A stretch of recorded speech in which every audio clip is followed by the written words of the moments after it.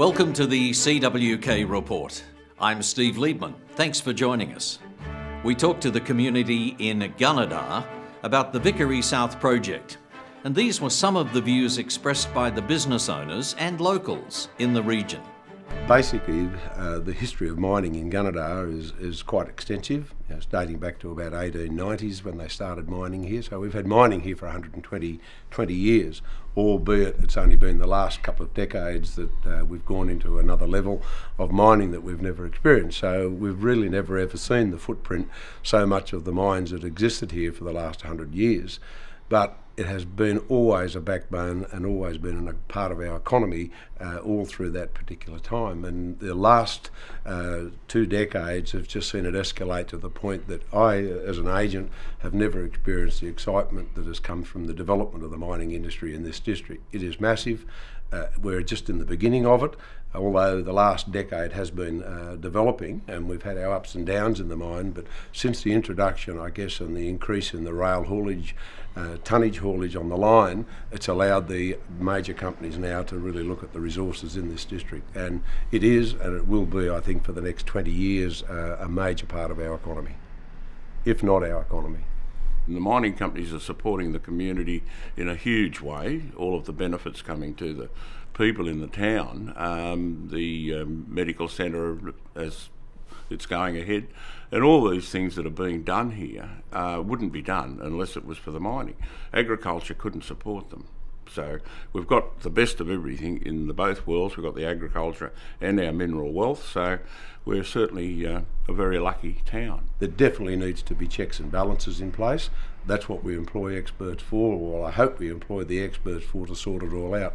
So I think it's always going to be a no-win situation with people who are anti-everything or anti-establishment, but I think they can coexist, and I think the governments in particular have to have a firm hand in the way they handle the development. I think sometimes they can be overbearing in too much legislation, but as being agents for all these years, we've seen developers come and go, and I guess if you didn't have checks and balances in place, I don't know where we'd probably be today. But at the moment, I think the mining industry, the way they have conducted themselves in Gunnedah, and the way that the mining groups have reclaimed and covered over their work here, one can only say, I can only applaud them in the manner in which they've carried on their workmanship. They're mostly into developing into the marginal country, the other country that's there, the highly productive farming country, seems to be their idea of keeping that, trying to leave that as it is. But at this particular stage, it seems to be the edges of those areas that contain the mining samples that they want, and so that's where their development's going to take place. And that is the rougher country, so it'll be probably more productive after they're finished. If you travel around the area here where the mining has been around for the last 20 years and seen where the overburden has been put back over the actual mining lease area, it's been well covered with grasses, trees and what have you there, and I say if an outsider drove past it, they would not know that there were mining carrying on at that area, and some of that gravel, hard country that the mines have dug up is far more productive now than it was before they started. I would be an absolute hypocrite if I didn't support the mining development in the Gunnedah area. It's an integral part of the growth of this community.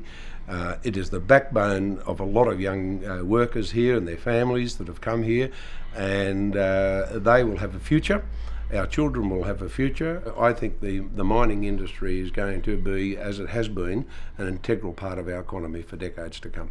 Coal works have been extremely cordial in the way in which they've approached all the works that they're wanting to do. As far as we're concerned, they've been diplomatic. They've been right through the whole realm of it all. They've investigated everything as thoroughly as we can imagine they would need to, and they've been certainly easy to talk to. And between the 1980s and 1990s, or mid-1990s, we had over 450 people involved with the mining industry. We had 320 people involved with the abattoir industry. We lost both. The Asian economy fell apart, the mining ceased, the mad cow disease hit Europe, and our meat export came from our abattoirs dropped to nothing. Everything was just put in limbo, so there was directly and indirectly between 700 and 800 jobs lost just in those two industries, let alone the little subsidiary industries that came out of it. Included in that period of time of closures, we also had a 2-year drought, and unfortunately a lot of the agricultural people, the graziers, had purchased cotton hull to feed their cattle during the drought, and it was sprayed with helix. And of course the contamination of the helix also stopped or reduced the trade in cattle locally as well. It took till 2004 to start to turn around, and once it started to turn around, I think our Mayor of Gunnedah at the time, Mrs. Gay Swain, who was in every dogfight that you could possibly ask her to be in to try and promote Gunnedah and push Gunnedah to get us over the hill, and it started to roll, and no matter what you did, didn't seem to be going anywhere. Then all of a sudden it started to click in, the mining industry started to move, and from there on, and that's where we are today, and it's growing, and we're still, I think, going to head for the heavens. Gunnedah has a huge future with coal works involved, and that's going to be one of the biggest benefits, I think, to our community for the younger people, which when, like Don just mentioned, we lost the abattoir and young people didn't have a job after that. But now, with the opportunity in the mines, they do have that opportunity.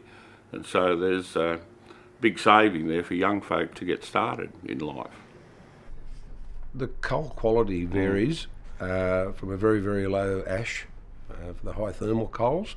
For those fortunate enough to have struck the good seams where it is, it has a very, very, very low sulphur content as well, and because of the qualities of these coals, it can be blended and made some of the not so good coal more marketable for them, and it's a premium coal, and all that's sort of really probably slowing down production in this area and Neck of the Woods is probably the amount of coal they can cart from here to the coast, and how they can put it on the ships. So the ships are probably waiting for more coal loaders. And that's our CWK report. Till next time, I'm Steve Liebman.